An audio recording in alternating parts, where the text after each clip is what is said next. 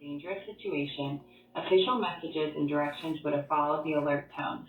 This test is brought to you by the Florida Division of Emergency Management, the Florida Association of Broadcasters, and your local broadcast station or cable provider.